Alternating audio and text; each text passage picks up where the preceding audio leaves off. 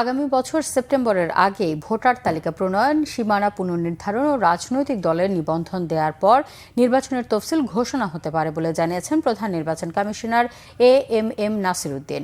সুষ্ঠু নির্বাচন ও দুর্বৃত্তায়ন রোধে কমিশনের ক্ষমতা বৃদ্ধি চান সিইসি। তবে সদ্য ক্ষমতাচ্যুত আওয়ামী লীগের নির্বাচন অংশগ্রহণ নিয়ে আদালতের সিদ্ধান্ত মেনেই কাজ করা হবে। নির্বাচন কমিশন ভবনে সাংবাদিকদের এসব কথা বলেন সিইসি।